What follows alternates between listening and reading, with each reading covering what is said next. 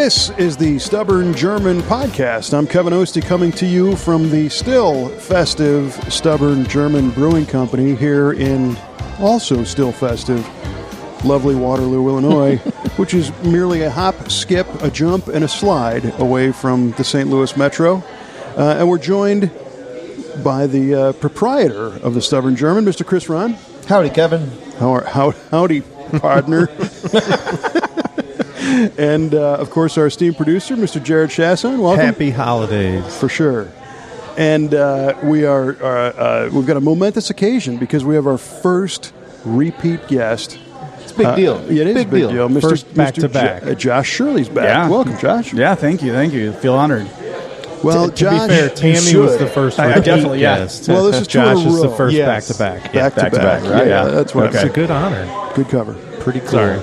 And Josh has earned that honor because he is also part of the team here. So, I mean, it only makes That's sense, right? Yes. And I feel like he's going to be very knowledgeable about our topic tonight, which is what, Chris? We don't know.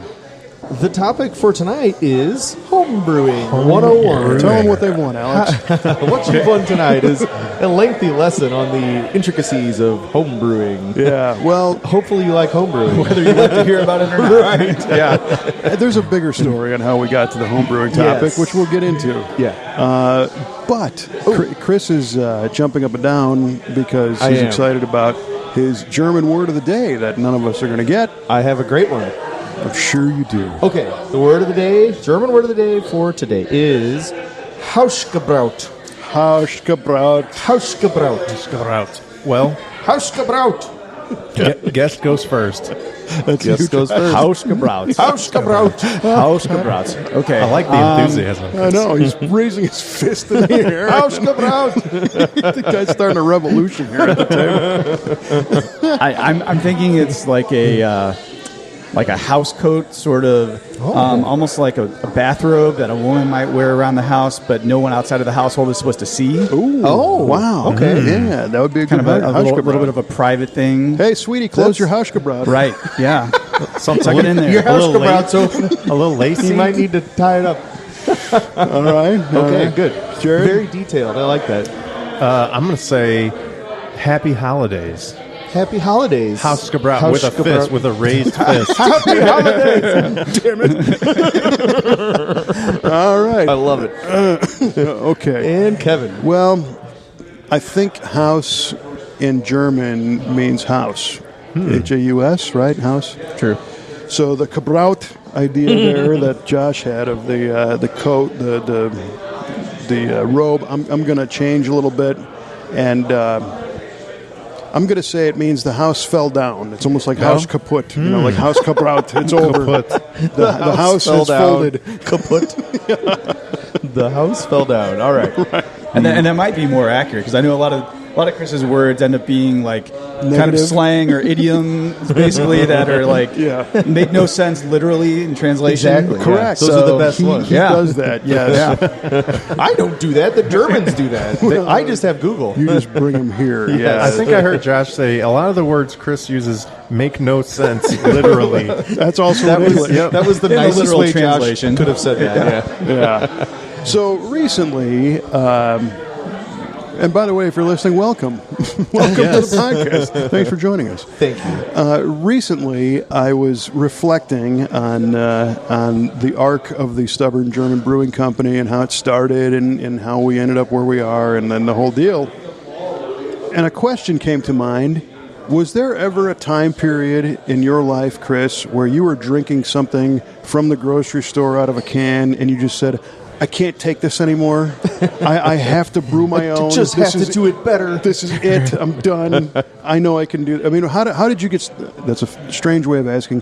How did you get started brewing? How did you start brewing? Oh, those are among my favorite questions, along with how long does it take to make beer? And, they're And genuine what is a questions. Hausgebraut? What is a Hausgebraut? Well, you'll find out at the end of the episode. That's right. Of that. But anyway, no, I don't know.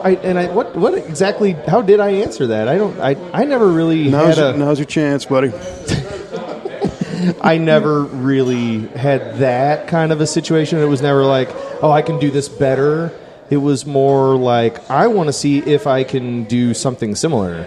Wouldn't it be awesome if I could make a beer that was almost this good, but at home? And So this was before I ever had any aspirations of having a brewery. Way before that. This was like being at home, though, so that you had like an infinite stash, or it was cheaper more convenient than going, or just to say, hey, I did this. That. Yes, that's what it is. Yeah, I'm a doer. I'm a maker. I like to make something. At the end of the day, I want to say, like, what did I do? And if it's just a bunch of computer work, I'm really ticked off because, like, I can't see what I actually did. Mm-hmm. But if I, like, made a batch of beer and I'm like, that tank over there is chugging away, it's going nuts because I made that beer today. Like, that is fulfilling. Even if it's 12 hours worth of work where, you can be on the computer for 12 hours and I just, does anyone feel accomplished after that? I don't know. Well, and the neat thing is when you create a batch of beer that you can share and other people really dig it too. Then it's not only something that you took pride in making, but everybody likes it. Then that's the other part of that. Yeah. So, when it comes time to actually drink it, not only, everybody has a clunker. I still have clunkers today. It happens. Like, you make a beer and it's just okay or whatever. All right. Pumpkin spice. Pumpkin beer.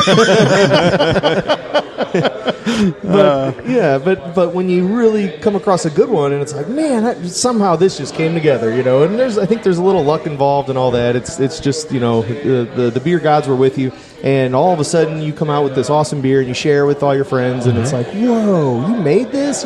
Wait, you made this at your house? Holy cow, So you did this? Yeah, exactly. You? Yeah, it's kind of shocking, right? So when you first thought, you wanted to see if you could do this, were you drinking craft beers at the time, or was this Miller High Life that you were like, I want to see if I could do that? Young at that. I think I turned 21, and within it wasn't a year later that I was Coors Light. So PBR making my own beer. No, Dad drinks Bud Light, or did. Okay. Now he drinks Stubborn German. Yeah. I used to drink Bud Light. You drink what your dad drank, right? So I drank Bud Light, and it was fine. It was serviceable for almost a year, and then I was like, all right, what's next? Keep going, let's go. And I got into Shinerbach, and Schlafly Pale Ale was one of my big go-tos. Just, it was everywhere. That gateway? Was really was everywhere, that, for a while. And if I had to pick one more gateway beer, it would be Sierra Nevada Pale Ale. So just drank a lot of that. Awesome beer. All three of those were... And you could get those at the gas station in Waterloo back when I was 21, and that was probably the extent of the craft beer selection in town. So, on a quick side note, the Chris's championship entry in the Great American Beer Festival, the one that's going to win everything, is going to be his pumpkin spice ale. Yep. He's going to be a miserable, tormented guy for the rest of his life. Kevin, I hate you for putting that on me. Don't you put that on me, Ricky Bobby. You'll have to go back through our previous episodes to get that whole story. Right, of how much I love beer with junk added to them. So, Josh, you are also a brewing enthusiast, and that's how you guys met, right? Yes, essentially through the firm. Yeah, the Home Brew Club. Chris, I don't think it was at the very first meeting. I think it was like the second month that Chris had meetings I came to, and that's how we got to know each other. Yep. And then found out you were related.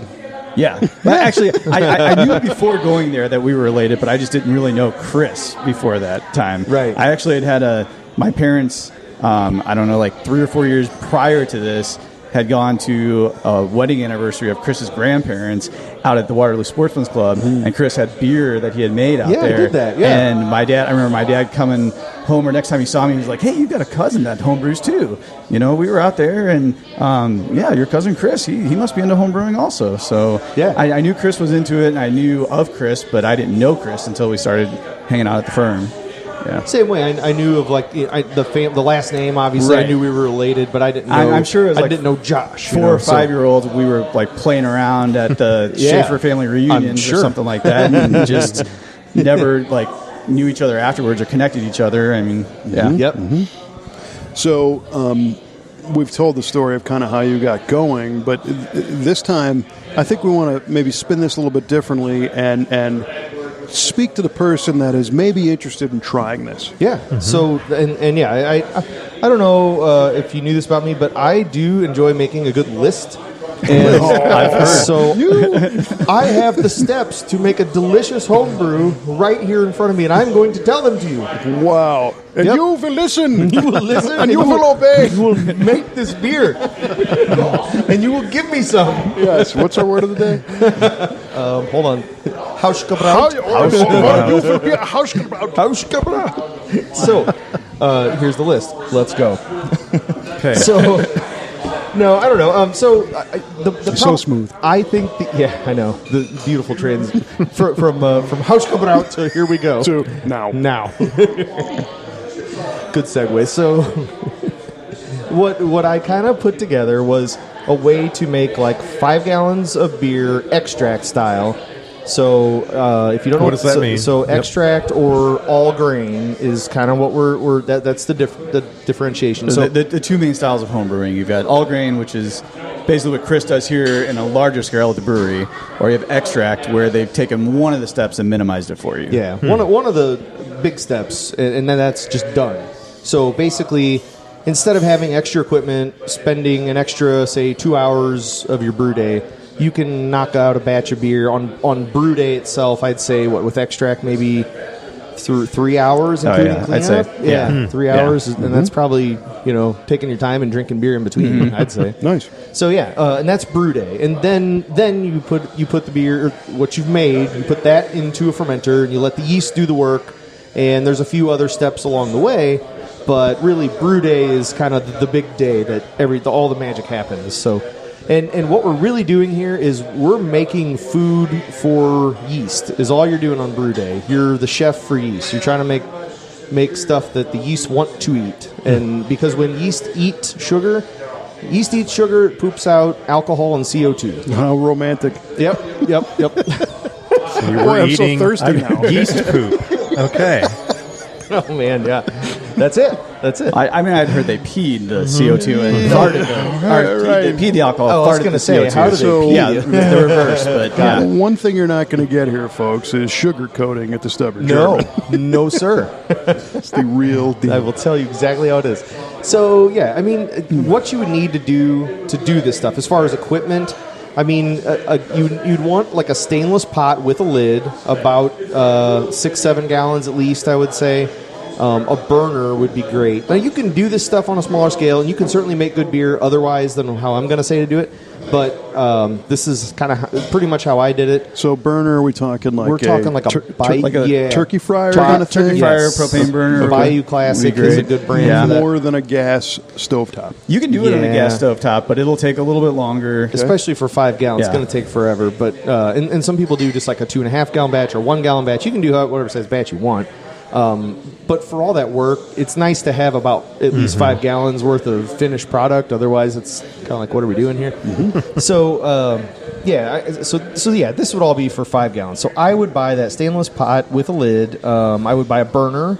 And some of this stuff you're going to end up, you'll already have. And that stainless pot really ought to be stainless and not aluminum. A lot of those turkey fryers will come with an aluminum pot. They will. Aluminum, when you boil water in it or liquids in it, it can leach some of the chemicals in the aluminum out into the beer, and that's not a great thing to be drinking. Aluminum oxidizes like crazy. You don't want that. Yeah. So do stainless, and it'll last forever, as long as you take care of it. What else? You will need an immersion chiller. So we'll get into that a little bit later, but it's basically a copper coil. You can make them from soft copper that you buy at the hardware store, or you can buy them for about the same price, already ready to go and hook up to a garden hose. There's a couple good online homebrew places. There's also local homebrew shops. There's down the hall in Belleville if you're in this area. There's Steampunk or St. Louis Wine and Beer over in St. Louis.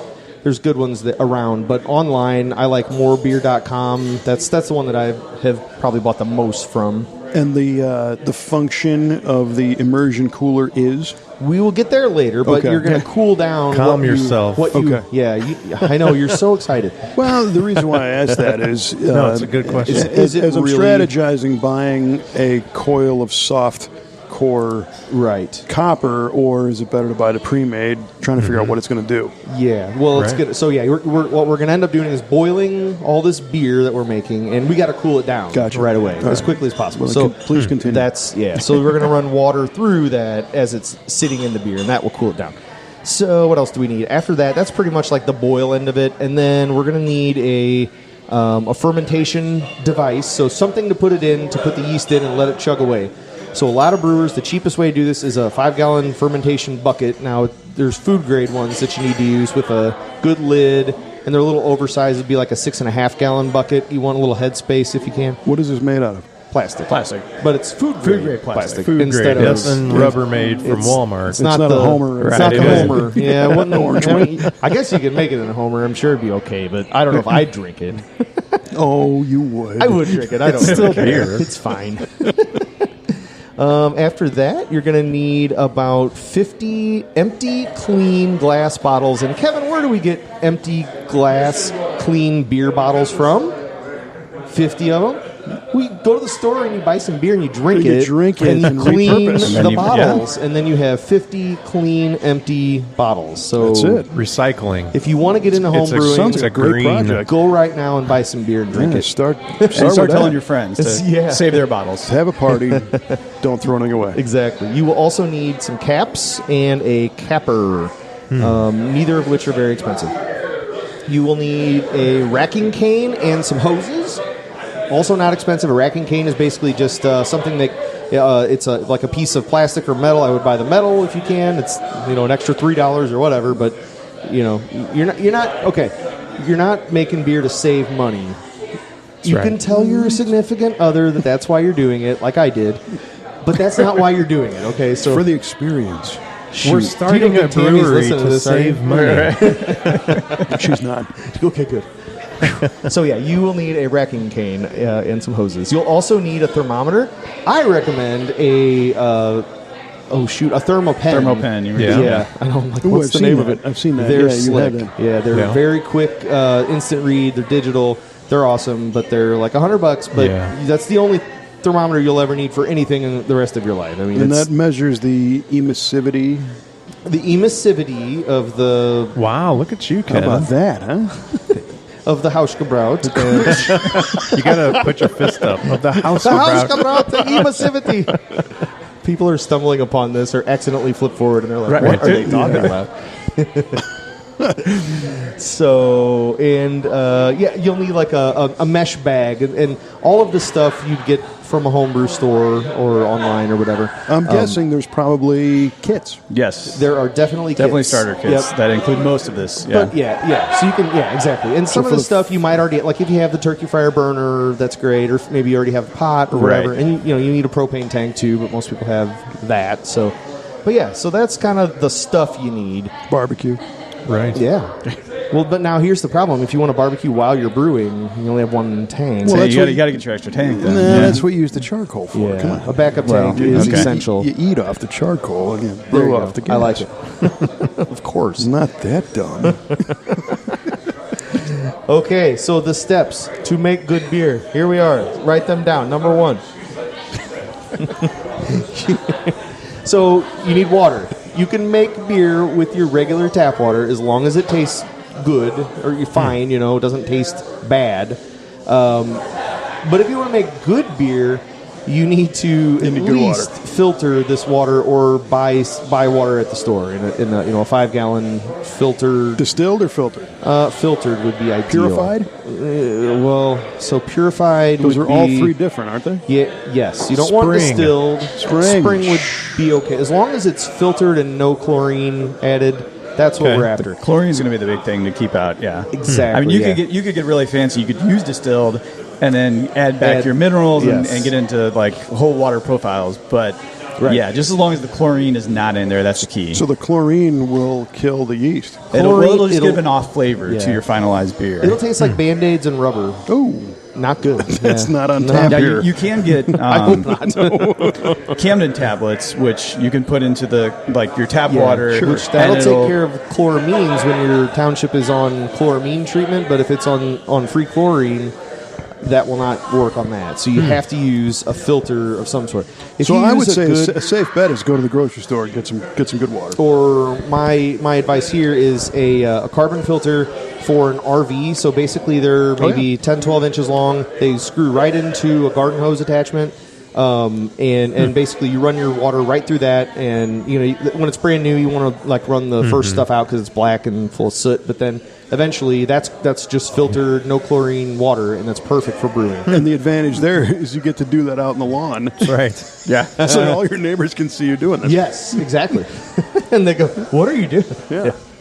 I'm making beer. You not look like Cousin Eddie out drugs. there. That's right. Shitter's full. That's it. That's right. So that's water. Now you have water. Good. So you're going to use your propane burner, and you are going to turn that sucker on. Don't burn your house down. Don't do this inside. As I was reading my notes, as I was reading my notes, I read 2 or 3 different things, and they're all like, "Be sure to not use your propane burner in the house." And I'm like, "Do you really have to say that?" And I'm like, you know what? If 3 places said it, I should probably also say it. You should say it. If you're following my instructions, do not use a propane burner in your house. Thank you. So do this outside and turn that thing on. Get your water heated up. You're going to start with about 6 gallons of water, okay?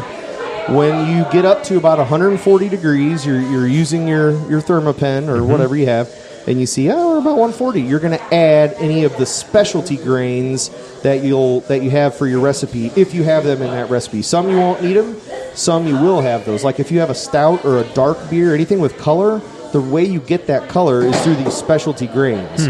So, you'll have maybe, let's say, a pound worth of roasted malts or black malt. It's black in color because it's been kilned or roasted longer, almost like a coffee bean. So you go from a green, light-colored, tan or whatever coffee bean to black.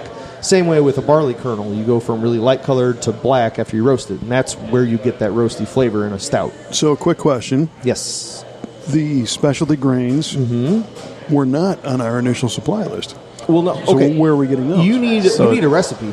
So he hasn't gone over ingredient list No, yet. right, we haven't he gotten just there. he just did hardware list. Supply. Right? Correct. Yeah, Yeah, that's all right. Just make sure that I'm still there. And He's so tracking. I should, before I get there, I should say that you need to go buy a kit usually for this. So on More Beer or any of your local homebrew stores, they will have kits put together that have hops, yeast, the extract, All any the of these shit stuff. special. For whatever style you're aiming for. If you want to do an Irish Red, you get this kit. If you want to do a oatmeal stout, you grab this kit. Yep. So now these kits, Exactly.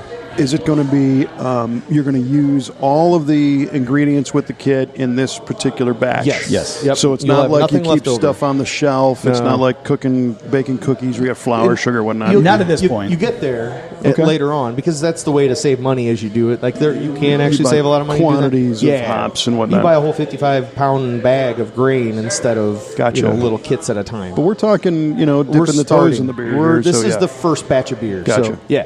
Get a kit. Get a kit. Yeah. I skipped over that, but yeah, you Is will there- need a kit. Is there any kit style that's going to be more conducive to first-time brewers than... That's an excellent question, Kevin. Yes. Hear that, Jared? Congrats, Kevin. This could be a whole podcast right here. Tune in next Oh time. boy, Kevin, you're really revving my engine over here.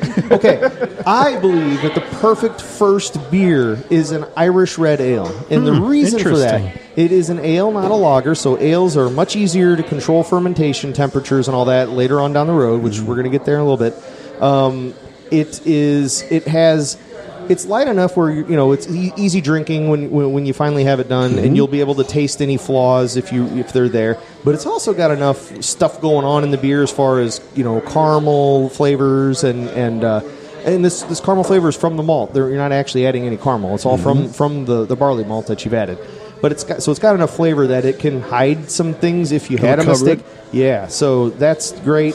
Usually it's only one hop addition, so you're not sitting here during the boil going, oh my God, I got to add 15 different hop additions like an IPA or something. Also making it a lot easier to hit your target hop. So hop will give IBUs, and that's how bitter the beer is. It's just a So scale. they're international bitter units. Correct. Nice. Bingo. Yes. Kevin's done this before. That's I it. think. That's it. What it's called? I quit. Bitter units. Yeah. We don't need you, Why don't you Chris. tell me the rest of the way to make this beer? shooting in the dark. It is an international bitter That's unit. fantastic. Yeah. So sometimes you get a little carried away on like an IPA, especially if it's your first time doing this. You don't really know what's going on, and you just start dumping hops in because it's got to be bitter. Irish Red, there's only one addition. You can't mess that up. So, what else? There was another. Anyway. But it's a good beer. It's just a delicious beer. Yeah, the odds are in your favor. It's going to come out pretty decent, and it's forgiving. Exactly. Yep. So that's why that's the perfect beer. There are no other good answers to that question. Nice. Irish Red, man. That's it. That's the one. It's what I started on, too. And I just kind of talked myself into why it was so good. It's like, this is just the perfect one. How did I guess? Turns out. So, okay, where were we on this hypothetical beer? I think we were... So we're going to water... steeping the specialty grains right now. Thank you, yeah. Thank you, Josh. Keeping the wheels of the bus here. Right. So, that is important. So, we're going to go... So, that you start that at about 140 degrees, and you leave your burner on that whole time. You can kind of give a little stir if you want. Not a huge deal. But as you have it in there, you'll see that your clear water is now turning the color of whatever specialty grains you had in there. Mm-hmm. And you're kind of making a tea. And so you want to pull that bag out of there after either 20 minutes goes by or if the water gets up to 170. Whichever happens first. One of those is going to happen first, but whatever happens first, take it out. Okay. What are we taking out specifically? The bag of the specialty grain. Mesh bag so it goes in a mesh bag. Yes, a mesh bag, yeah. Yeah. And hopefully at your homebrew store they're crushing that for you. So you can buy whole grain or you can buy crushed grain. Hopefully that's already crushed for you. If not, you can use a rolling pin or something. That's kind of the hard way to do it. But a grain crusher. That would be optimal.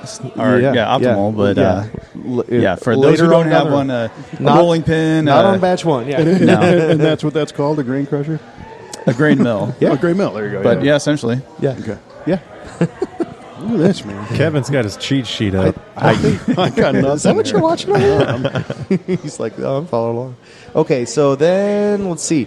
As you get to that 170, you're going to take that bag out, and you're going to keep heating. And once you get to about 180, that's when you're going to want to go ahead and put in the extract. So the extract is basically you could have a liquid extract or a dry extract. Dry is just powder.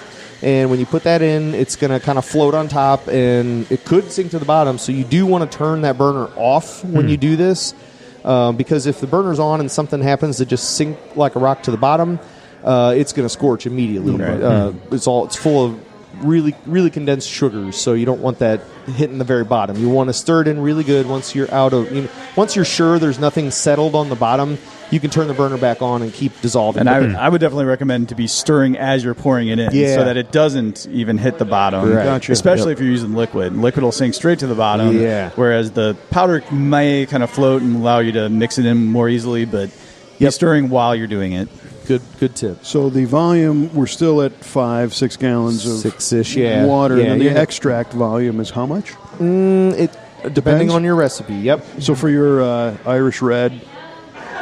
I don't know. Or, less or more? It's a lot more than that. It's 5 pounds or something? I would say like 4 or 5 pounds of dry. So you're doing some I'm not really sure. I never used liquid, but the dry, I would say for an Irish Red, you're talking about like 4 or 5 pounds of powder. Gotcha. Okay. That's a deal. Right? I haven't done this in a while, but going through and relearning how to do all this, I'm kind of like, I think I want to do this. I want to learn how to brew beer. On the next episode.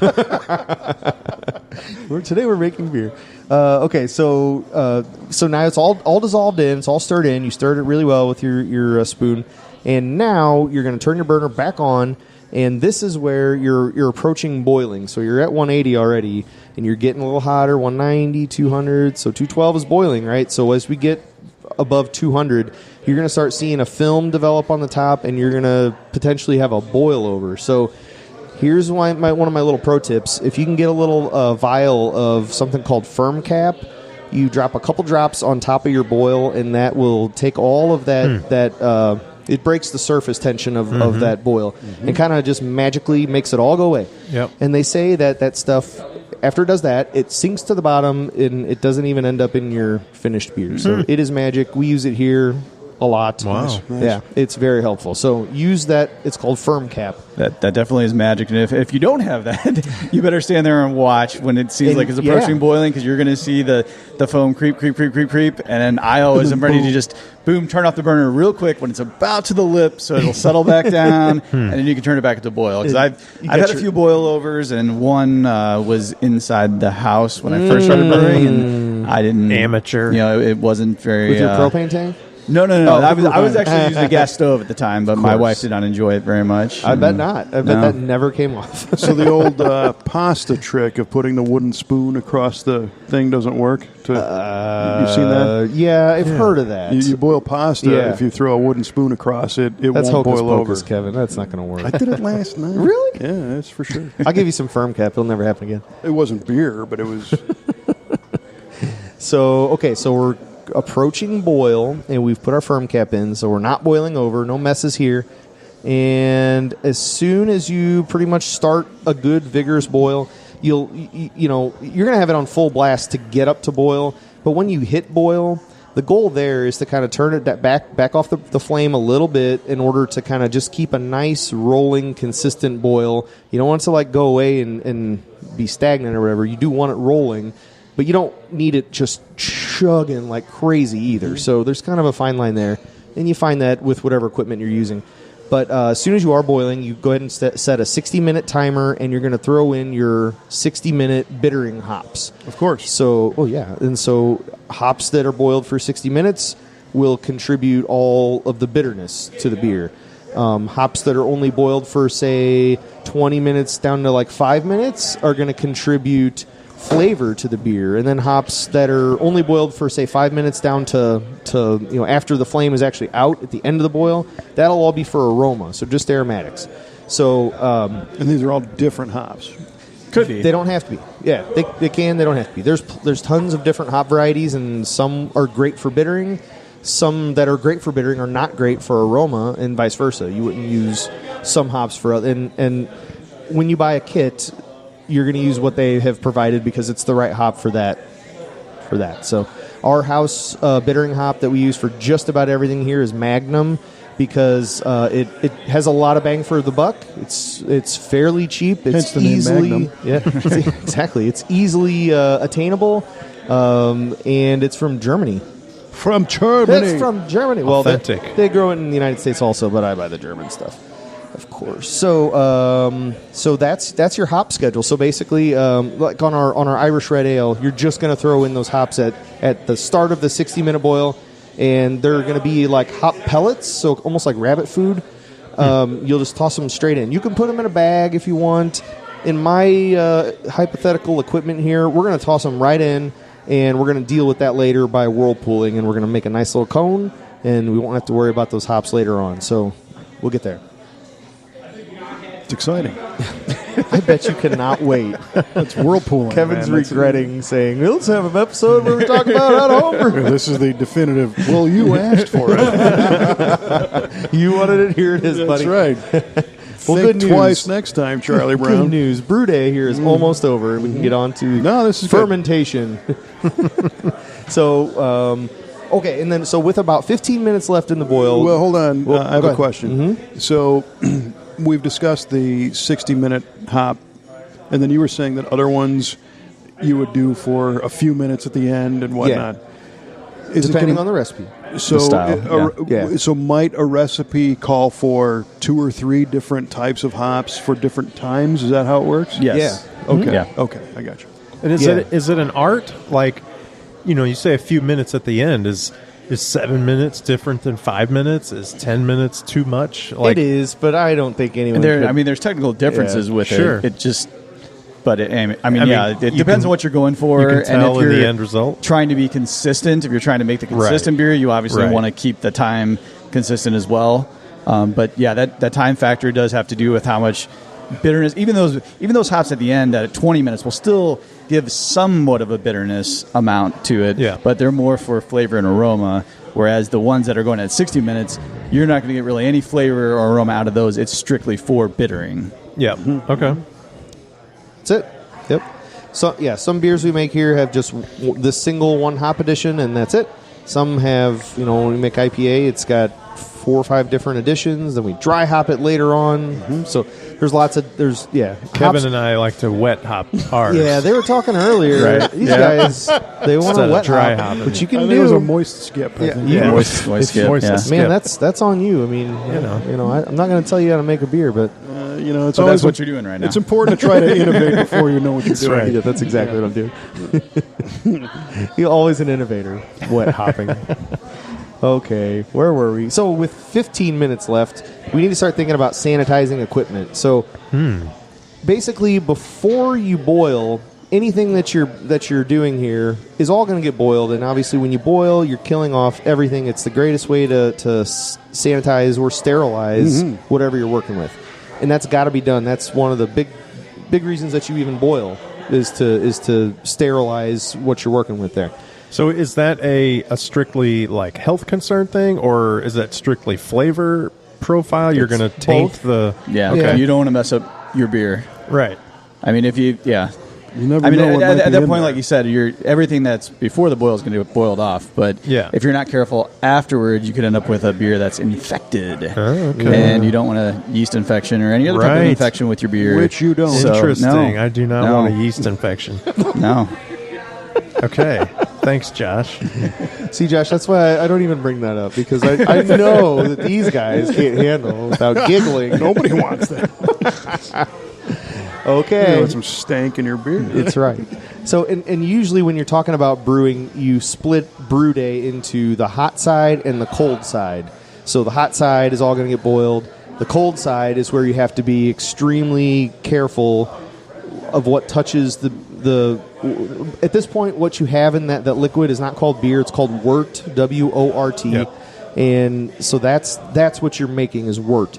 So anything that touches the wort needs to be sanitized. Sterilized means that you have effectively killed 100% of everything off of it. Sanitized is like 99.999, whatever. Yeah, there is a difference.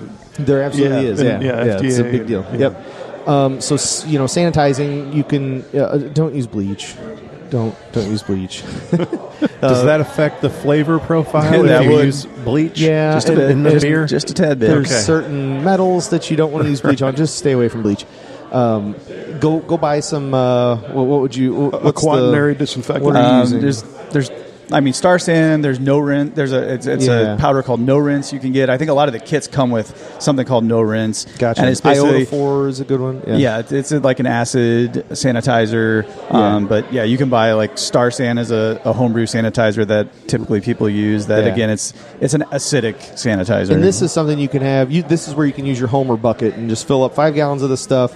You put a couple ounces of the Star San or whatever in any of these. It's all kind of works the same way. And you soak for about 2 minutes, 5 minutes, depending on what you're using. And now it's sanitized and you can use it. Another pro tip: I always carry around 70% isopropyl alcohol in a spray bottle, because that stuff is instant kill. Yep. And it like 90% will just kind of evaporate right away, and you want it to kind of hang around a little bit, so 70 kind of hangs around a little bit. So you'll notice in the brewery we have one of those containers at every fermenter, because we don't want to be working on a container or on a fermenter and not have one, our instant kill. That's kind of like Too far away. If yeah. it hits the fan, like just spray everything with that really quick, and that'll kill everything. That works. Yeah. So Armageddon happens. That's what we're going for. Just yes, spray it all. Spray everything. Yeah. So you're sanitizing what? We're sanitizing anything Or later on. So disinfecting. So what that actually, So and what I was really getting at is when there's 15 minutes left, you want to put that immersion chiller in the boil, because that's how we're going to sanitize that chiller. So that's your copper coil. So it'll fit right inside your pot. You stick it in there, and the wort that's boiling is going to sanitize it for 15 minutes. So that's done. More on that later. And then as you're kind of waiting for that boil to finish up, that's when you can make up your 5-gallon bucket of sanitizer. Get your hoses in there. Get your racking cane in there. The other accessories. Yeah, make sure the liquid gets into the inside of the hose. That's the part you're really worried about sanitizing, not the outside. So the part that touches the wort. So let's see. Then after the boil, so you have your timer go off, and then you go, oh my God, what do I got to do? You turn off the burner. Now you're done boiling. So after that, you're going to whirlpool, but you need to do it gently. This is where you also have to be worried about hot side aeration. So as you're boiling, you don't want to introduce any more oxygen into that than as necessary. So you're going to kind of gently. What I would do in this situation is I would take my immersion chiller and I would use that as my spoon, basically. So I kind of lift it up off the bottom and just stir it, make a whirlpool with that immersion chiller in your pot. And eventually you do that for 5 minutes or whatever. You get a pretty good little whirlpool going. And all that schmutz and the hops and everything, all the protein, that's all going to cone up in the very middle of the kettle. So now you have pretty clear stuff except for that cone in the middle. So we're just going to stay away from the cone. Do you try to capture that? No. Now you might also. Well, I was going to say you might also in some of the kits they might come with what's called a Werflock tablet or Irish moss. I didn't even which bring that up. Is another agent. A little substance you can put in at that 15-minute when you put it in the chiller to start sanitizing. You can drop that in, and that essentially will help coagulate all the proteins and some of the matter from the hops. So when you do your whirlpool, it'll be more effective at dropping those things to the bottom. Mm-hmm. Yeah, more cone, more Irish moss, more cone. Yeah.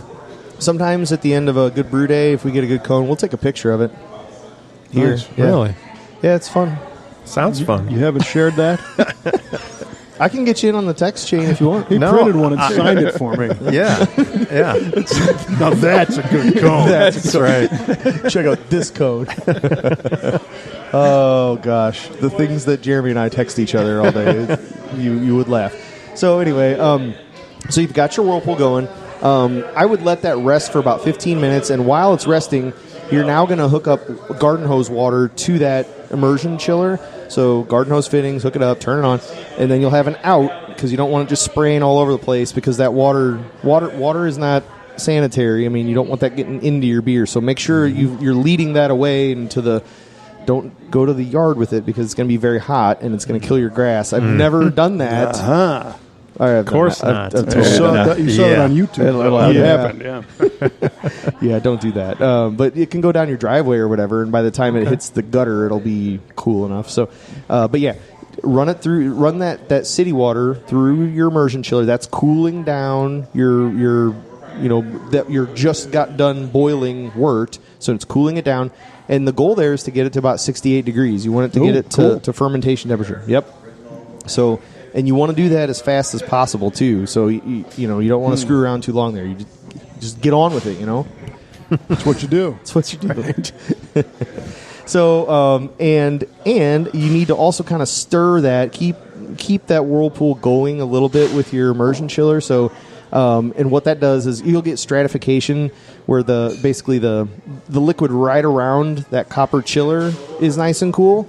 But, everything just a couple inches away is still boiling hot. So you need to kind of keep that moving a little bit, and that'll decrease the time it takes to do all this. So once you're down to 68, which is pretty easy to do in the winter, not so easy to do in the summer. Right. That's colder than your house. Yeah. With the AC on, yeah. Summertime, you got to get more creative because you do need to get it down low to 68. So in summertime here, even just doing that, 90 degrees, 85, 90 degrees. I mean, that's about as good as you can get. Mm-hmm. Yeah. So you got to do something else. So that means either like an ice bath with a pump or something crazy, or I've used the simplest thing I've ever done was just a Rubbermaid tote.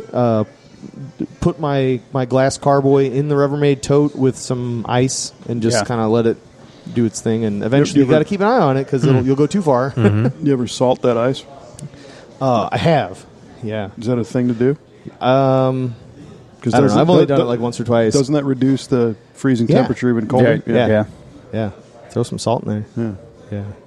Yeah. Your results may vary, but I would depend on Google for that. On exactly how much and what kind. I haven't done it in a while, so Josh, have you? No. How do you do that? How do you deal with that? How do you get it lower than what I usually do summertime? Also because I hate the idea of just like letting the water just flow down my driveway and go out and like wasting all that water. I fill a cooler with cold water, and then I get bags of ice, and I have a small immersion pump that I put into the cooler. So I pump that cold water from the cooler through my chiller. It goes back into the cooler and just recirculates. And I just keep adding more ice to it to chill it down even more as the time goes on. And as that ice melts. And as the ice melts. And every once in a while, especially during the summer, I may have to totally dump the cooler, start with fresh new cold water, and more ice to get it down to temperature. But it works every time eventually. But yeah. Gotcha. Yeah. Cool. Okay, well, that's how you deal with that. Josh, I'm glad you're here. All right, what else? So you also, you're going to sanitize your fermenter. So again, you can use a bucket. You can use a glass, water carboy, or they make plastic versions of those as well. You're going to sanitize that rack and cane and hose. All that stuff's ready to go. Now your wort is completely chilled. It's ready to go, and you need to get it into your fermenter. So how are we going to do that? I don't know.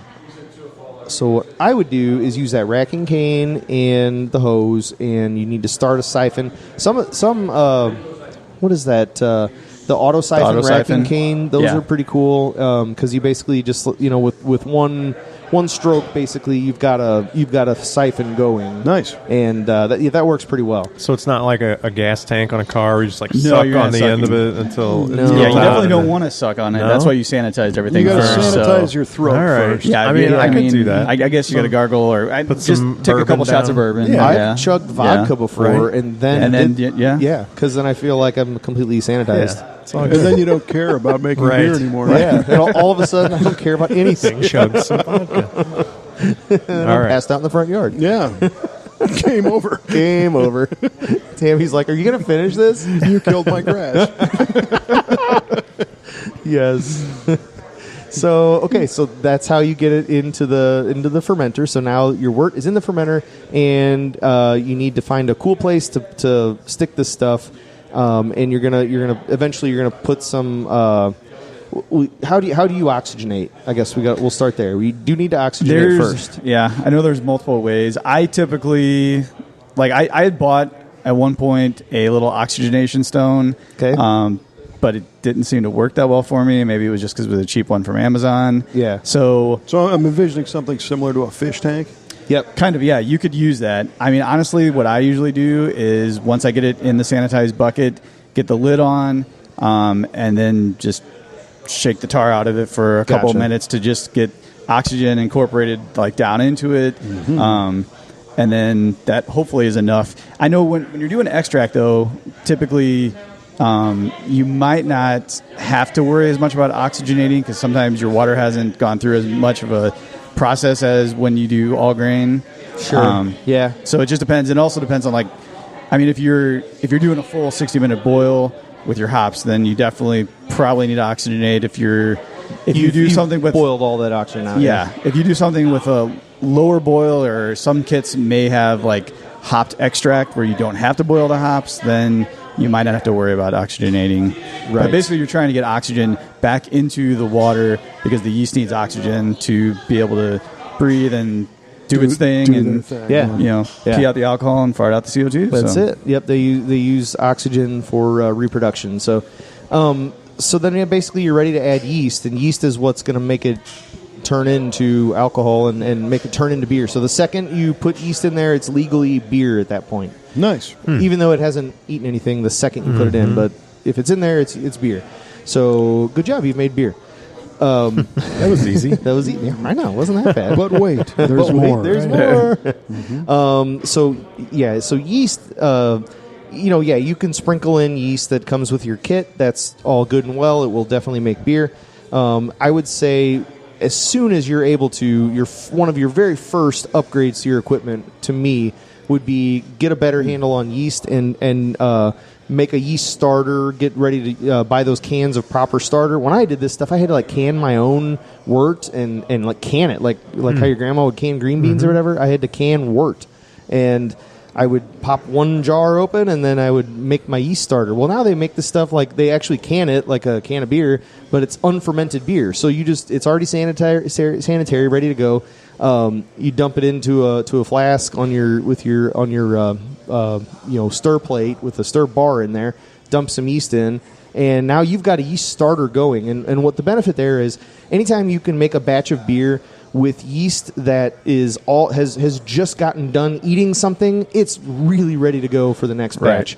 And that's one of the big keys of success at our brewery, I think, is we'll you prime the pump. That's the most important thing for us, is to keep that yeast really fresh as you're putting it in. You can go about 2 weeks in between batches using yeast if you want to save it and reuse it.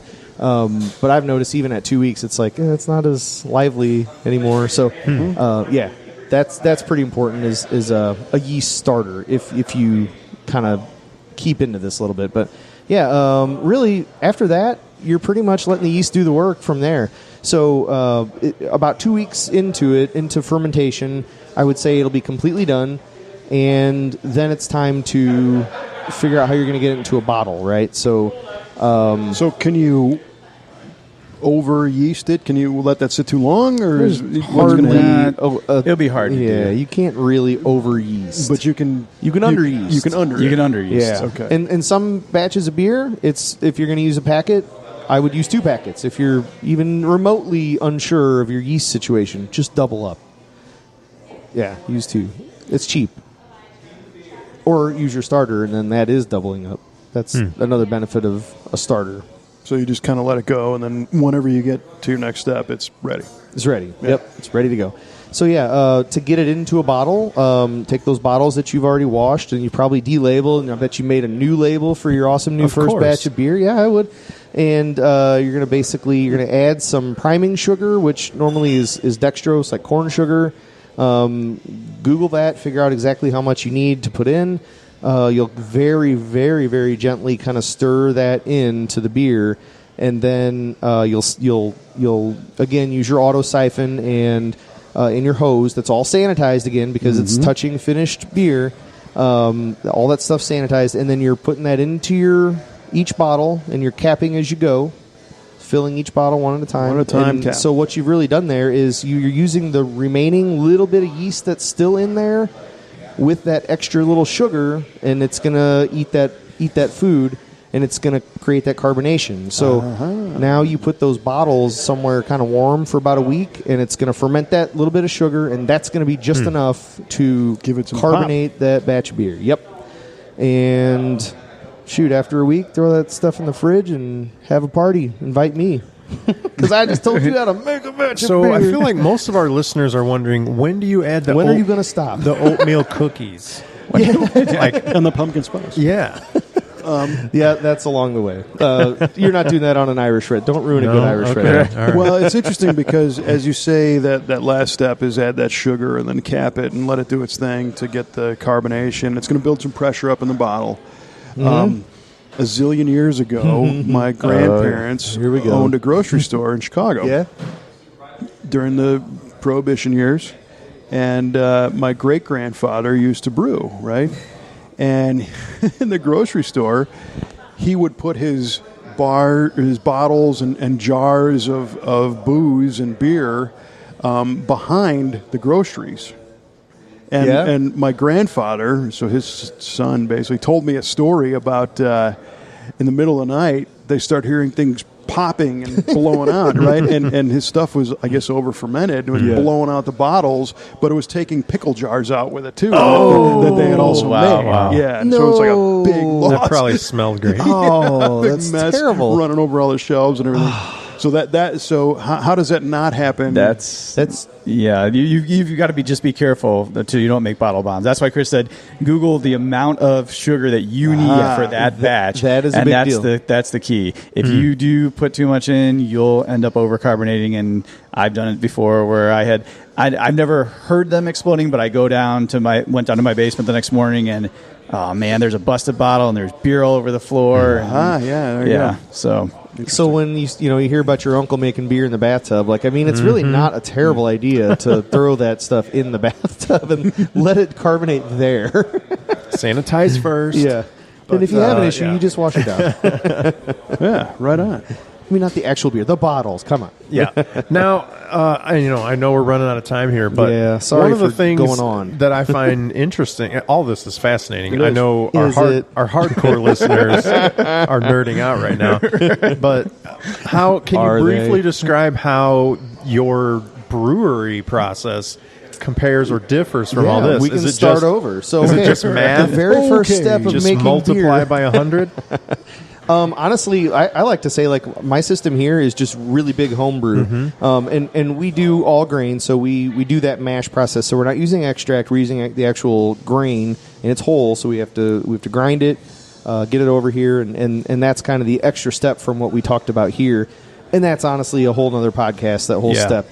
But Jared, come on, right. Jared. Hey, I'm just planning for the future. But I mean, next episode, where I jumped off from home brewing and took on the pro, quote unquote, at least the big yeah, exactly, is basically like I was doing just this. I had a couple pumps on my homebrew system. I had the similar type of a chiller where it was a counterflow chiller, so water goes in one way, hot wort goes the other way, and they meet in the middle, and you end up with hot water and cold wort. So like that's the same equipment. So basically, this to me is just great big homebrew. I didn't really have to do a whole lot different, as far as process wise.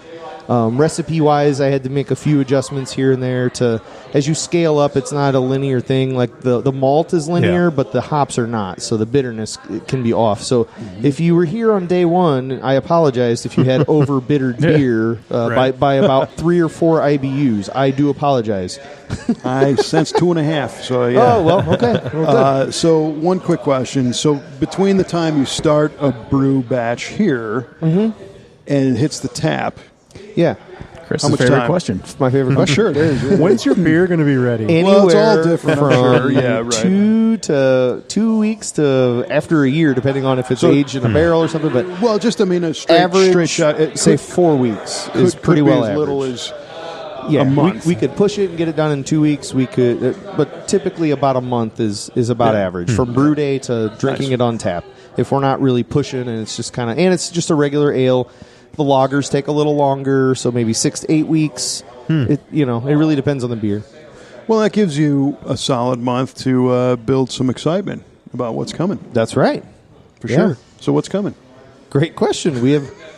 How about that, huh? Wow. Well, I'm just going to look at the tanks behind me here. I do behind see you. a couple I don't recognize. So Yeah, these the are kind of one-offs. snowplow. Yeah. Chef's Choice. Chef's Choice is pretty cool. Friends of ours, Brian and Becky. Becky, our bartender, and Brian, her husband. Well, they are friends with a lady named Holly that was also a good customer here, but she moved to Florida. She works for Disney as a chef, and she works for Hollywood Studios. And she was coming home. They did Thanksgiving. I guess was it last week? I guess it was last week. I think so, yeah. Last week Friday we made that beer. Yeah, I think you did last Friday. Yeah, it was a quick turnaround. So it anyway, should be- but anyway, we wanted to make like a Florida-based kind of a beer. So it's basically a pale ale, and we used the Waterloo FFA. Oddly enough, was selling Florida oranges as one of their fundraisers. And like Becky and Becky's daughter was selling them. We're like, perfect, bring me some Nice. oranges. Yeah. So we took a whole box of oranges, we peeled them, we put the peels in, and we also squeezed and got the juice and put that in. So it's basically, and we used very orangey flavored hops. So certain hops have a really orange flavor.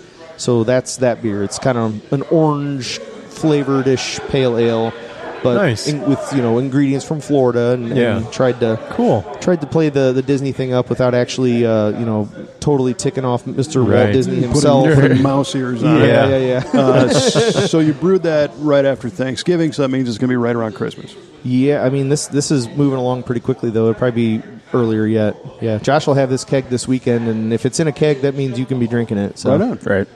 yeah. And Snowplow, how does that differ from some of your other IPAs? Yeah, me and Jeremy, our other brewer here, he was like, we need to make like a white IPA. Just really, really white color, pale color, and let's make it piney, just like a pine Okay. tree. Like, wouldn't that be kind of like, yeah, Right. because some hops have like a really piney Very flavor. much, yep. And some people aren't into that. Some Right. people are. But so I did some research. I discovered two new hop varieties that I'd never used before that happen to put off really piney flavors. So we're using those along with a couple other. So it's like Simcoe hops, Chinook, Green Bullet. I've never used Green Bullet. I've never used Dr. Rudy was the other one. I've never used that. So we're just trying some new stuff in a really pale colored IPA. So it should be fun. Cool. Yeah. Brad Keim just designed a really cool logo. I was going to say today. we don't see any logos. Yeah, up here, I know. so. It's because this one. I had to call in a favor on this one. Yeah. I'm like, I need this one like ASAP. We just figured out we had an opening. It's like, what are we going to make? So, Nice. That's cool. Otherwise, it's cool. the standard. So yeah. So the takeaway from some of this is, I've always been interested, for a couple of years, been interested in the idea of home brewing. But anytime I've looked into it, it's really complicated. And anybody that's 1 hour into this episode realizes how much work Chris puts in to making this beer. It is not easy. This is there's a lot going on. I mean, it can be as easy or as difficult as you want to make. Exactly. Yes. Like what Chris said, and Chris was even talking about an extract kit where you're adding specialty grains. You can get some kits where it's even more simplified than that, where you add the extract, you may add some hops, you may not, and just ferment from there. I mean, and if you don't care about having 5 full gallons at the end, you could make it on your stovetop with just a 2-gallon batch or something, and for an hour or two, it wouldn't be that hard. Well, right? it reminds me of the. Do you remember Emo Phillips? Emo Phillips was a comedian. He had a really dry, weird delivery. Is that Wilson Phillips? It's their cousin. The one out of in the attic. Okay. So Emo Phillips had this routine where he was in the library, right? And he's asking the librarian, he didn't know the Dewey Decimal System, so how do you find books? And she shows him how to find books. And she said, are you looking for a book in particular? And he said, I'm looking for a book on the Heimlich maneuver. And she said, oh, okay, well, it's over there on the 3rd shelf. And he goes, it's not on the shelf. And if it's not on the shelf, where is it? It could be on the cart and everything, And after 20 minutes, he's like, so by now my sister's turning blue. So, the point is that if you're thirsty today, you don't start brewing. This is part. You're doing it for the journey. You're doing it for the process, to enjoy the process, and then eventually the payoff is the fruits of your labor. And it can be a whole thing if you really get into it. I mean, there's so many different avenues. It can change your life like it has mine. Yep. I mean, honestly, I got into the homebrew clubs. I first joined the St. Louis Brews in St. Louis, and now we have the Firm. And that's such a big part of what I do all the time now too. And I'm not even a home brewer anymore. And I know those guys, made tons of friends through that. I mean, it seriously can. It's an awesome way to have a hobby. I mean, you got to get into something, right? Like something you can enjoy. You gonna knit and quilt, or you gonna make some beer? Come on. Now, be honest, Chris and Josh. How many batches did you make before you really thought this actually tastes good? Like, did you ruin your first batch? Okay, but remember, most people are very harsh critics on their own stuff. Well, yeah. But But again, any good homebrewer is drinking every drop of whatever they make. Oh, yeah. Yeah, Right. you're For not sure. dumping anything out. And their friends certainly are. You didn't have one that was so bad go that ahead, you Josh. just had I to was pour gonna say, it. I think there was one batch that I had that did get some kind of infection with some funky flavor, and I couldn't drink that one. I dumped that one. Yeah. But otherwise, no. I mean, I'd say probably. So I actually started on a Mr. Beer kit that's my in-laws had bought me. Right. And I so was just going to say that's how I started. Yeah. Those particular Mr. beers Beer. were they were okay, but they weren't great. And then from there, I decided, well, I'm going to start trying to make my own recipes and reading up on this and develop my own stuff. And so I'd say probably it took probably 5 or 6 batches of that before I got to the point where I was like, I really like this. I mean, otherwise it was like this is good, but it's not what I was hoping for. It's not it's not like opening a bottle of something for New Belgium or something like that. Right, so right. I was Mr. Beer fanboy for about a year. I for Christmas, I asked everyone that all my relatives, they're all, what do you want I want Mr. Beer kit. I got 3 of them that year. Nice. So every time I brewed, I'd brew 3 batches at a time. My average was 2 of those down the drain, 1 I drank. Wow. Yeah. And I liked craft beer, but I could not do that. But again, I bet if you had your friends over and you said, I can't drink this, they probably would have. Because you're a very harsh critic. I remember playing some I don't know if what we were playing, drinking games or poker or something, and the penalty for losing was you had to chug a pint of my really crappy beer. Nice, yeah. And some of my friends will know exactly if they're still listening, they will know exactly what I'm talking about. Well, so you did allude that you are no longer a home brewer, but this is one of the only places that I know of that will do an event like the Optimist Beerbecue. Yeah. where a homebrew recipe, you take it and actually brew it in the big tanks and make that transition. That's really cool. We do that quite a bit. More than just that. It's not just the event. Yeah. No, but I mean, like, even he's done other events from around the area, Mount Vernon. The firm, we constantly in the firm have contests within our group, and oftentimes the winner gets to brew a batch up here on the big system and sell their beer. We're judging one tomorrow to do that. So, yeah. That's finding the winner, and then whoever we find tomorrow that has the best pale ale, we're going to make that here. Do you need any more judges? Probably, actually. There you What go. do you do tomorrow? What time? Bring your tongue. We'll right. talk later. Bring your tongue. Don't forget your tongue. You're going to need it. But the cool thing is, it's because you're an enthusiast, and there are other types of businesses where somebody would show up, with their own thing, and somebody would be like, "Get that out of here!" What are you trying to do? And you're like, "No, let's give it a try." And you might even brew it like here. a transmission or something. Like, Well, I mean, check this one out. Actually, the classic example I'm thinking of is where a band's playing and somebody's like, my wife sings, let her get up there. And you're like, no. Come on.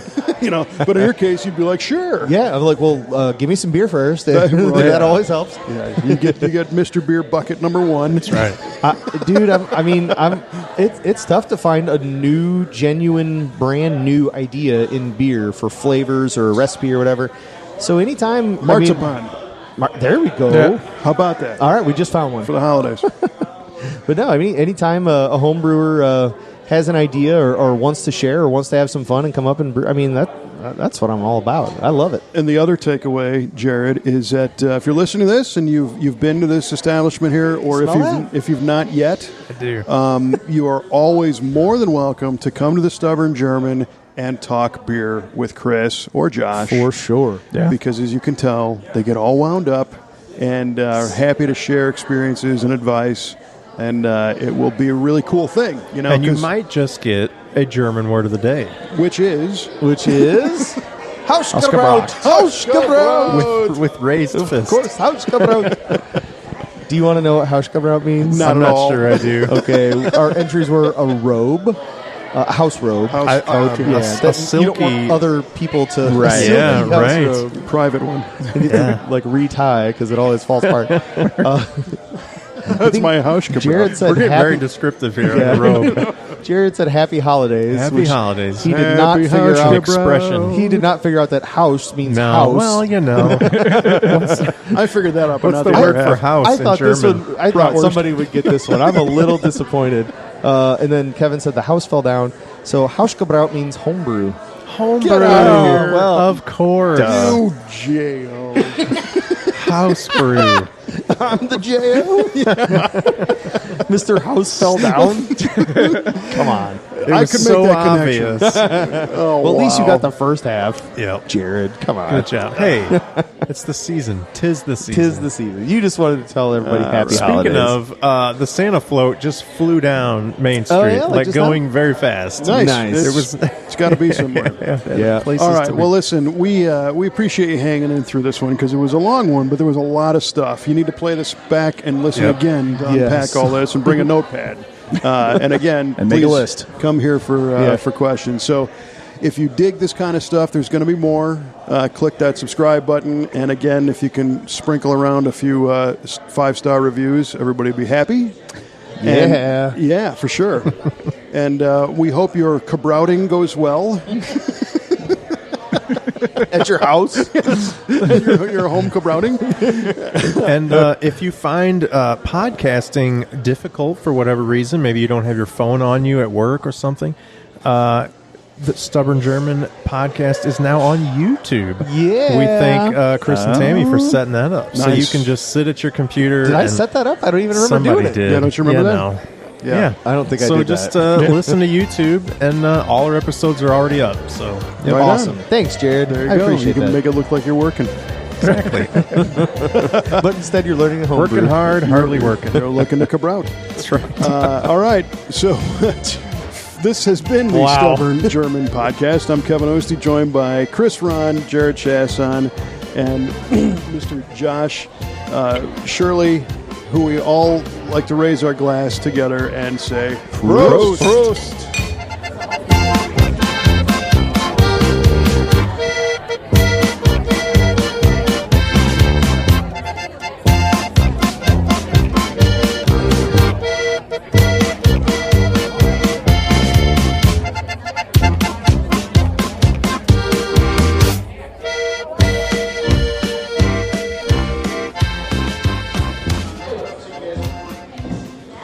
So, Chris, are you all settled in? You got your word of the day? Yeah, I think I'm ready. Yep. You're not going to get it. No? No, because we always do. I feel like we're getting better. I'm kind of weird. I'm the only person without a laptop in front of me here at the Oh, table. you're fine. It's because we all do something else. While Yeah. this is Right. Yeah, I'm barely paying attention. I'm the only one playing who's really solitaire. thinking about Okay. what am I going to say next? What am I going to say next? I'm online gambling for Tetris. Please don't ask me a question. I'm Googling how to podcast. That's right. I was actually trying to buy plane tickets before, but